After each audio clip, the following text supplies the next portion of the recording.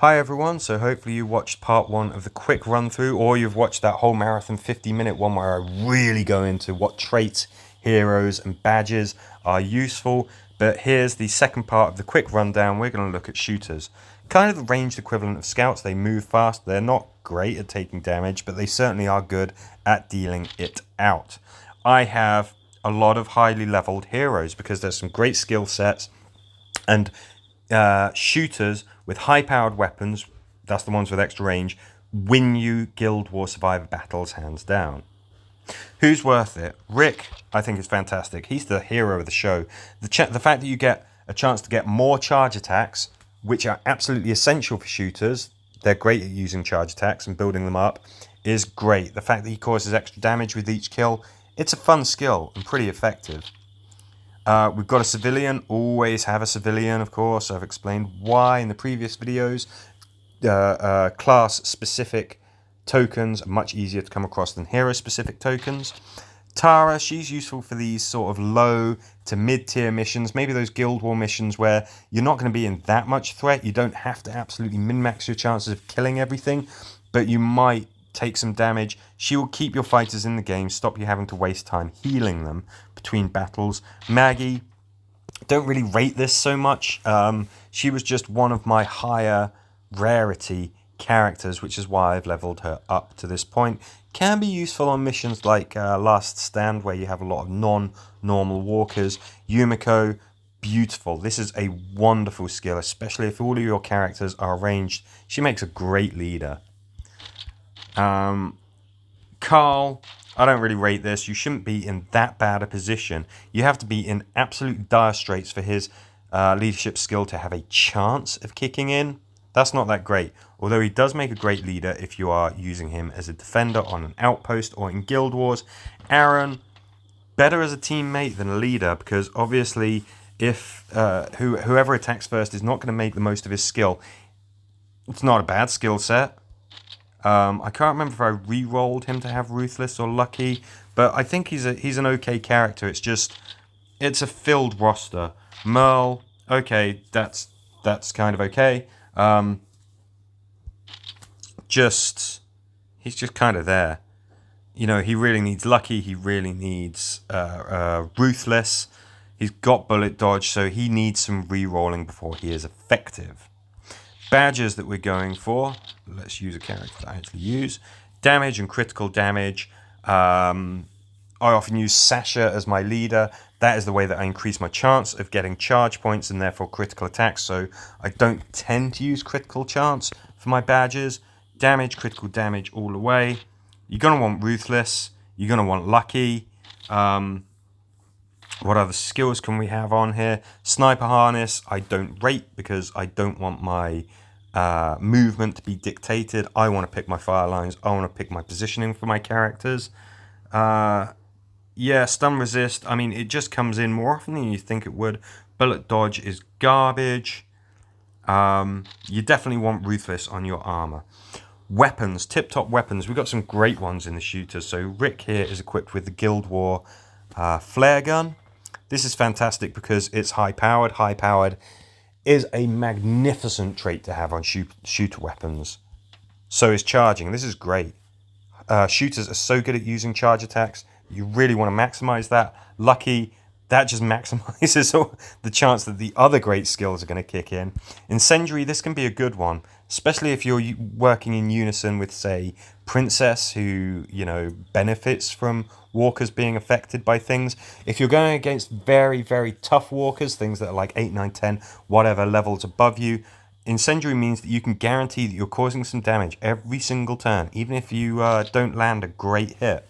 So I kind of like that, and the flare gun is fun.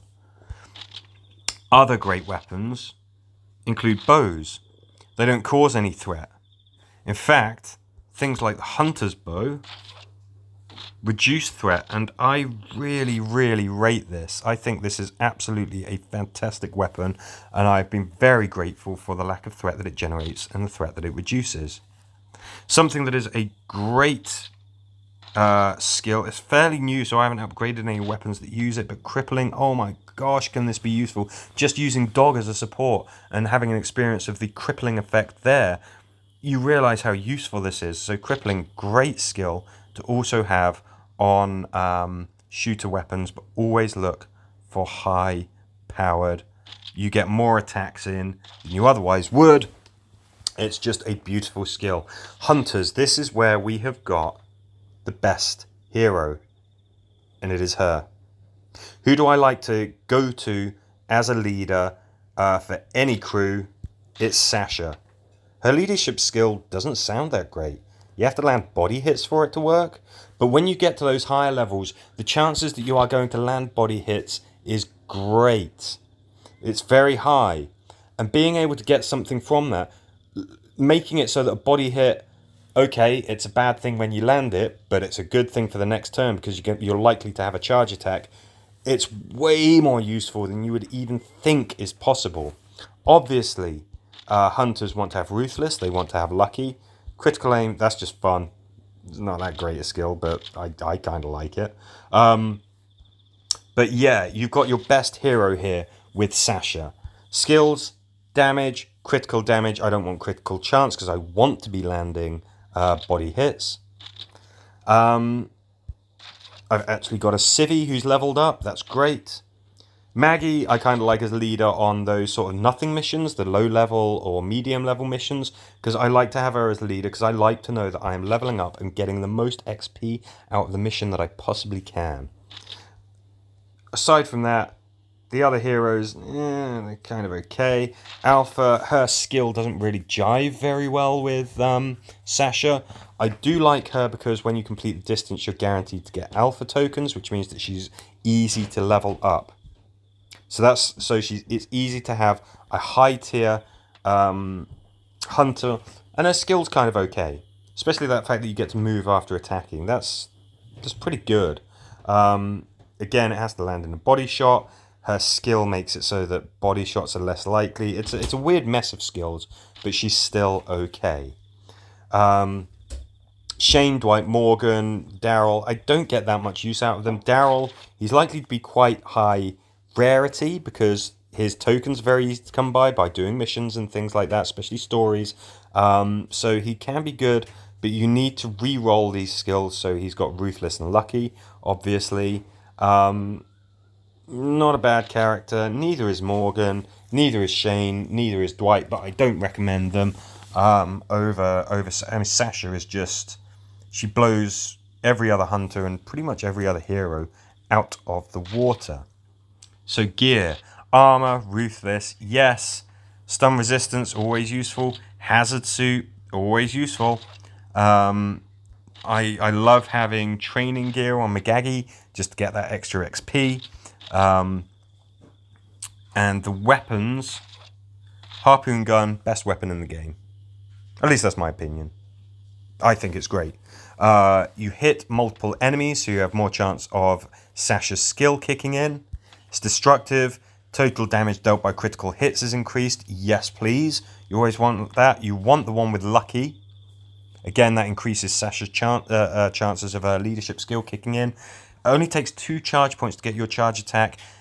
And not only does it cause more damage, it just stops the enemy dead in their tracks. This is so useful. If you haven't used a harpoon gun, I strongly recommend getting one by hook or by crook any way that you can. It is fantastic. There's some other great weapons. So yeah, these have a cone attack, cause extra damage. My gosh, this one even sets them alight. I mean, that just sounds absolutely fantastic. What could be better?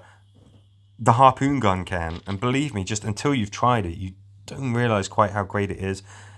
Just on a point, maybe you want to use these kinds of things if you've got a princess in your team, because you're going to be hitting a lot of enemies, you're going to be causing a lot of effects, which of course affects princess's skill. But really, Sasha with the harpoon gun, wow. Just a step above everything. And then we've got the assaults, low damage, high health. I contest that. I don't think they've got that great health. Low damage is certainly right. Governor is useless if he's not the hero, and you don't want him to be the hero, i.e. the leader. Abraham, his skills are too incremental to be that useful. Rufus, an interesting one, I guess. But there's other ways to get those all-important charge points. Rosita, this isn't very useful for an assault character. You want to be hitting multiple enemies, so she's kind of got a useless leadership skill. Your civilian guys, much, much better. You can pick their traits by re-rolling. They're easy to level up to a good star level. Yeah, it's the no-name characters are really the heroes of the assault class. Princess is probably pound for pound the best hero at the moment. She can be a lot of fun to use. And of course, we've got a new character coming in who might be good as well. The defining factor of whether or not your assault characters are useful is this. You gotta have Decimator. You want the one with Lucky. You want the one that causes extra concussion. But the fact that you can just choose where to attack, you hit many enemies all at once. Again, this works great with Sasha as the leader, because the chance that her leadership trait will kick in is fantastic. There are other good weapons. Bulldog shotgun. It's good. Pretty good. You've got Daryl's assault rifle. Oh, doesn't cause any threat. Yeah, you can root the enemy. Yeah, that is actually pretty good. But the Decimator just blows every other assault weapon out of the water. Have some fun with the class. Give them damage and critical damage. Yes, absolutely. Give them lucky. Give them ruthless. Sorry. You know, I often don't find that much of a use in my squad for assaults, but yeah, definitely princess, civilians, maybe the new guy, give them Decimator. That's how you're going to get the most use out of them. And that concludes my ranged class quick guide. If you've got any questions, just let me know. Thanks for watching.